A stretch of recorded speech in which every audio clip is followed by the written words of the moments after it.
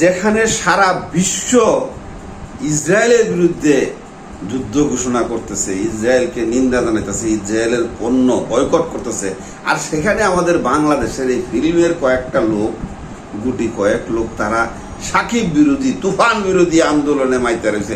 আরে ভাই, আপনারা এই ইসরায়েলের পণ্য বয়কট করার জন্য যদি এইরকম একটা আন্দোলন করতেন, তাহলে আপনারা আখেরাতেও কিছু পাইতেন।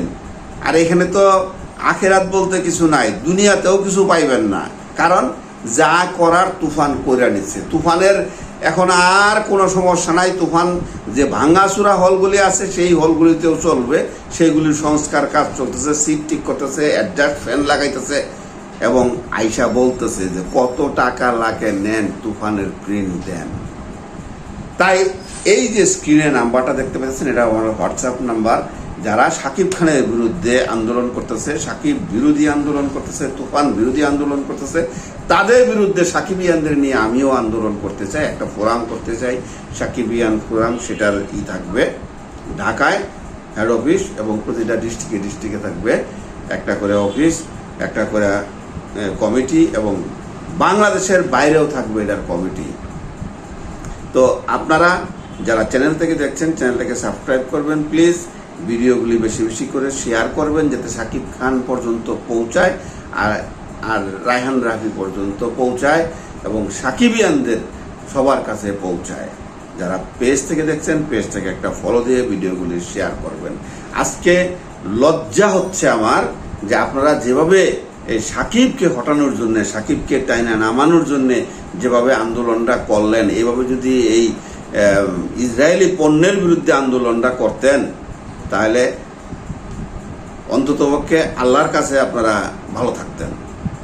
সারা বিশ্বের মুসলমানরা এই ইসরায়েলের বিরুদ্ধে যুদ্ধ ঘোষণা করছে, ইসরায়েলের সব পণ্য বয়কট করতেছে, কারণ ইসরায়েল আবাল বৃদ্ধ বনিতা শিশু, দুধের শিশু, যারা মায়ের বুকের দুধ ছাড়া আর কিছুই খাইতে পারে না, তাদেরকে সহ হত্যা করতেছে।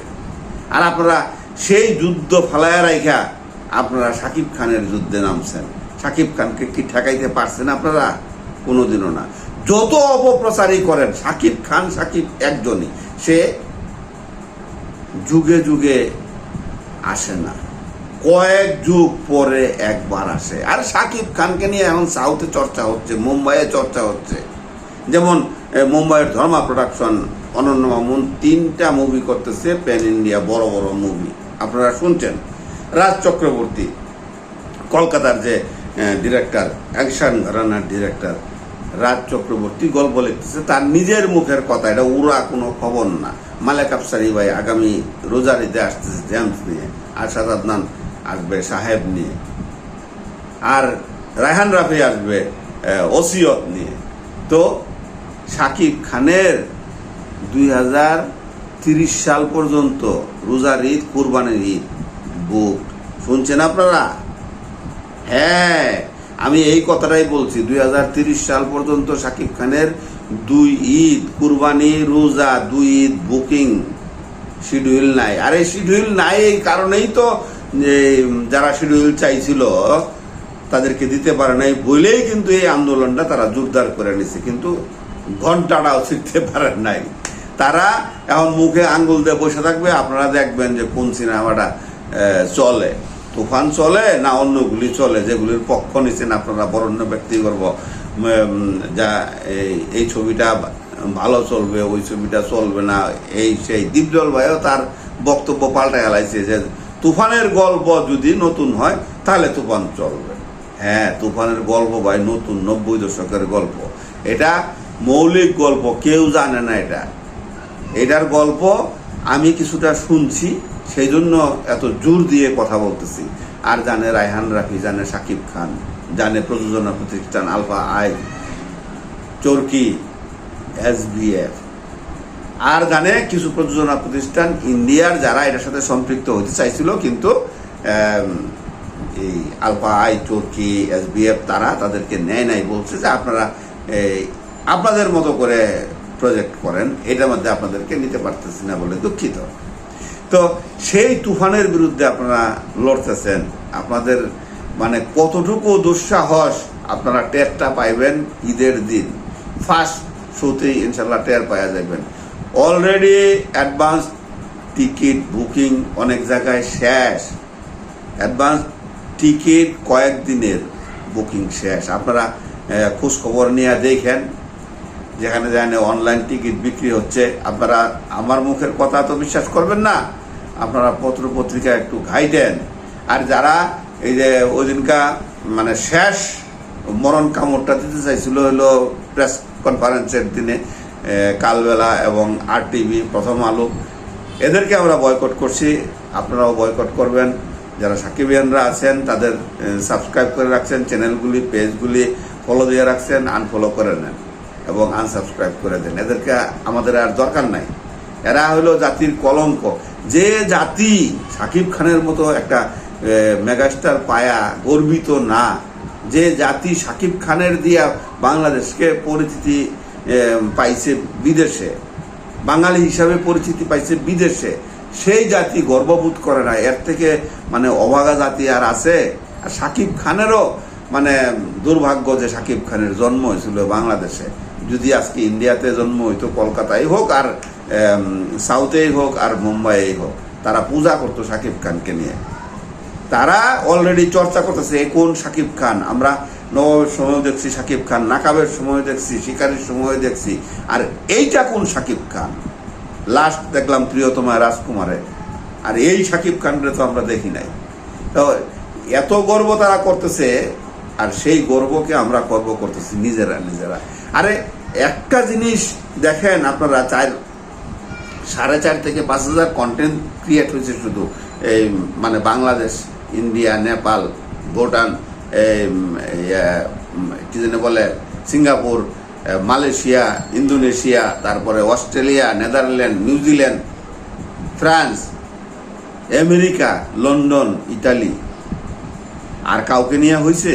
হয় নাই।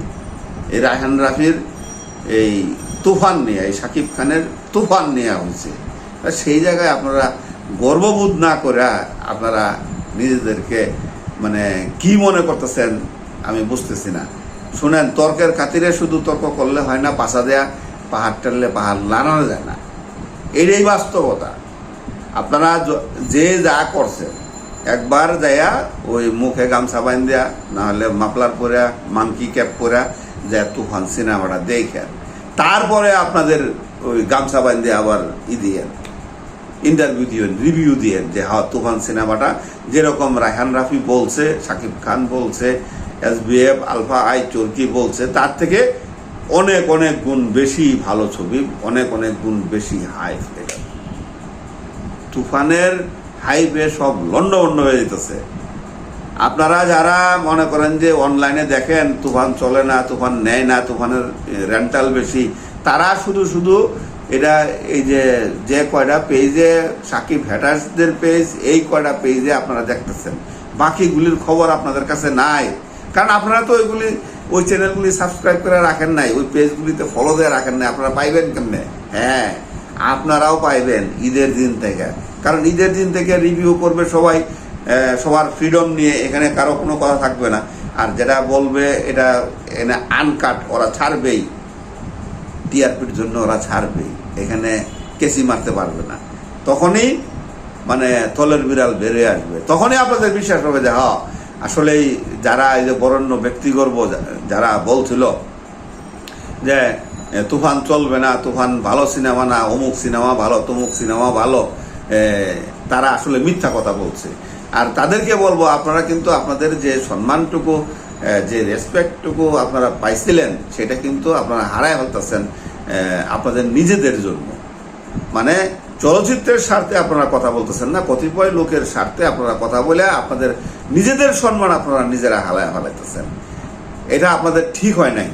কারণ আমরাও তো আপনাদেরকে ভালোবাসি, আপনারাও সিনেমাকে অনেক কিছু দিয়েছেন, আপনাদের অনেক অবদান আছে সিনেমার প্রতি। কিন্তু শেষ বয়সে আইসা, এই বুড়া বয়সে সিনেমার ক্লান্তি লগ্নে কই আপনারা একটা সিনেমার সুনাম করবেন, সিনেমাকে সমৃদ্ধ করার জন্য যে সুনামটা কাজে লাগবে, সেইটা বাদ দিয়ে আপনারা দুর্নাম করার কাজে লাগে গেছেন, বদনাম করার কাজে লাগে গেছেন। এটা কারো কাম্য ছিল না। তো আশা করব আপনাদের শুভবুদ্ধির উদয় হবে, আপনারা সবাই সিনেমা দেখতে যাইবেন, সিনেমা হলে মুখে গামছা বাঁধে মাংকি ক্যাপ করে হলেও আপনারা সিনেমাটা দেখবেন। ভালো থাকবেন, সুস্থ থাকবেন, চ্যানেলটাকে সাবস্ক্রাইব করবেন, পেজটাকে একটা ফলো দেবেন। আসসালামু